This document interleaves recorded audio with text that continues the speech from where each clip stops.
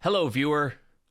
Last night I watched the movie Fixed, and I think I just really need to talk about it because Oh, Nana.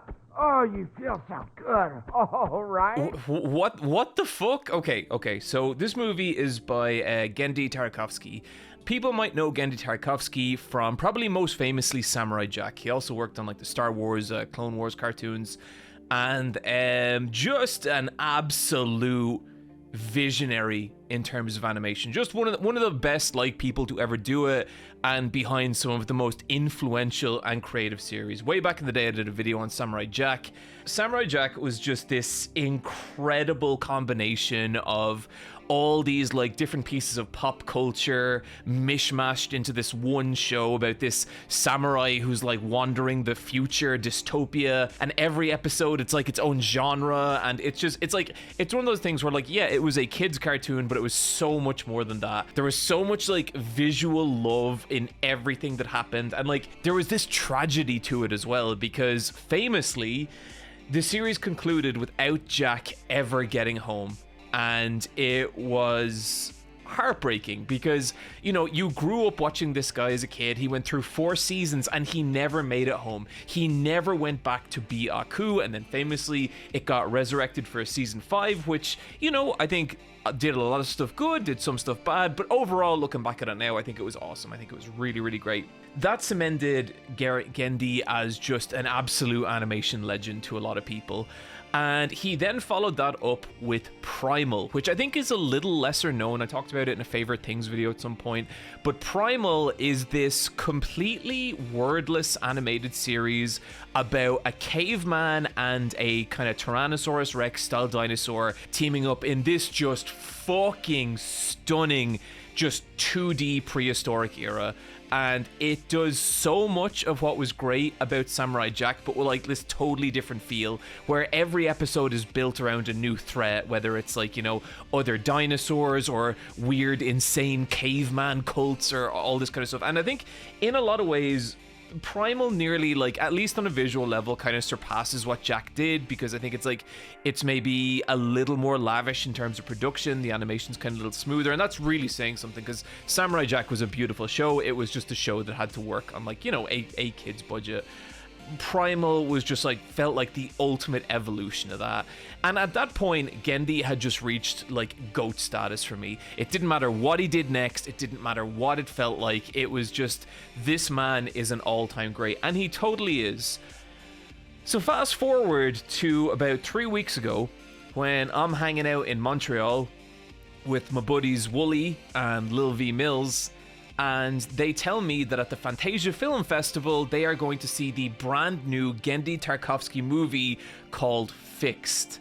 And I was like, oh shit, I had completely missed this news somehow, and was so excited to see like what that guy could do. And so I turn on pull out my phone, I look up the trailer, and whatever we were doing at the time, both of them just slowly turn to face me as my face just kind of drops, and I'm like, what the hell am I looking at? Because the backstory to this movie is it's been this like 7-year passion project for Genndy, and it's something that he's so badly wanted to create and has spent so long bringing into existence. And he did that. This is a movie about a dog getting its balls cut off. This is a movie about a dog finding out that he is about to be neutered, and about his one last night with his balls, and him and all his neutered dog friends go out to celebrate and to, I guess, try and make him hook up with the girl dogs he likes. There is so much dog anus in this movie. I think I spent a good 25% of this movie staring down a dog's asshole. Yeah, I just remember slowly realizing that that's what this movie was, and both Willie and Little V kind of slowly turning and being like, "You all right, buddy?" And then having to explain to them what it was. I watched it last night, and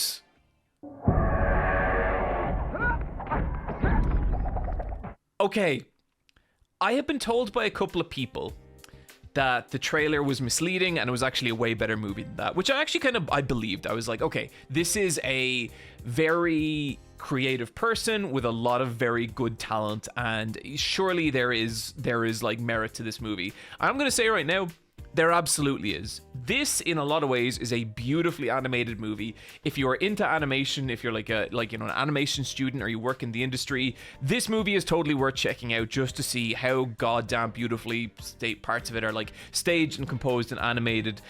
It is a fucking weird movie. What it really feels like is a throwback to like Fritz the Cat, which is like this really raunchy kind of old cartoon with a bunch of anthropomorphic cats where they're all like fucking and stuff. It's very, very strange, as well as like the more extreme adult Ren and Stimpy stuff. I kind of just sat there for a minute, or for an hour and 26 minutes, just kind of bewildered, not just at like what I was seeing, but I guess how and why this movie came into existence. This movie has a budget of $30 million. $30 million. That is more than the budget of the recent Naked Gun movie, which, okay, little side tangent.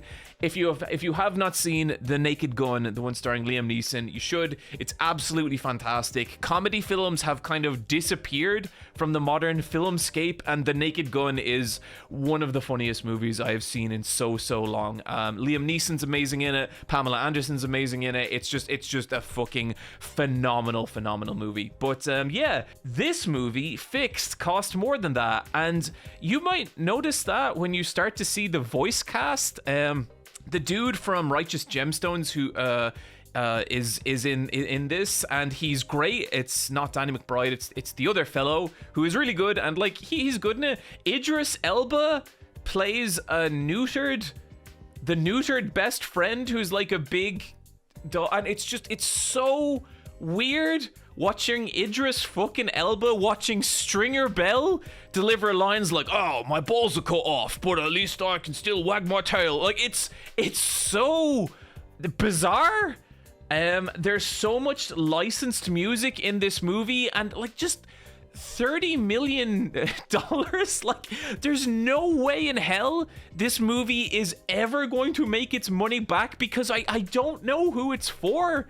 You know, like, it's definitely not a kids movie, but at the same time, it feels like a kids movie in how it's structured and written, just with a lot of ultra kind of raunchy jokes, you know? Like, there's multiple animated scenes of just dogs fucking and weird gore and violence and just all this kind of stuff. And I wasn't like offended by any of it. I've seen some like real pearl clutching going on with this movie where people are just like really horrified and think it's like this morally abominable thing. I just think it's a gross out thing with animated dogs.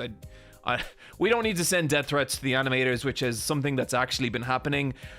But I kind of just sat there stunned the entire time. It's a tough one because like it's a comedy movie, and I would say I don't know that it really got a single laugh out of me. I think it got one or two like so maybe one single like maybe one.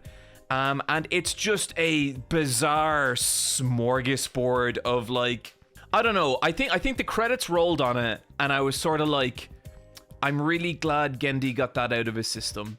You know, I'm glad he was able to release those demons into this film. And yeah, it's strange. But like, here's the thing I'd say as well, right? I don't think this is a bad movie. I think it's an extremely strange movie. But like most strange movies, I'm kind of glad that I exist. I would rather it exist than not exist. You know, like I would rather that people be making art this weird and fucked up and completely without a target audience. Like, this is a movie for one person, and that person was Gendy. Now, I have friends who actually did enjoy the movie more than I did, but the common denominator there, I'm going to call out, it was Wooly and it was Paper Bag Animator. The common denominator there is that they both watched the film in like a screening. So Paper Bag Animator watched it in Annecy and Wooly watched it during the Fantasia Film Festival, and I could see all the outrageous shit happening on on screen being way more enjoyable in an audience than like me sitting at home in my living room by myself building my Gundam. You know, like I think it's just that is the ideal viewing environment for this. But yeah, look, ultimately, I think art should be weird, and that's something I really believe in my core. And this is one of those movies that came out, and I kind of just had to look at the movie and be like, well, you've got me there. This is weird, but ultimately, did I think it was a great movie? No, not really. Do I visually think it's fantastic? Yes, absolutely. If I was to rank it on my 7-point scale, I'd give it like a 3. Major kind of flaws, but interesting enough that if you ask me, do I think I should see this movie? Depending on how into animation you are and how into Genndy Tartakovsky, I'd kind of be like, yeah, I guess. Okay, that's it. Thank you for letting me expel those demons.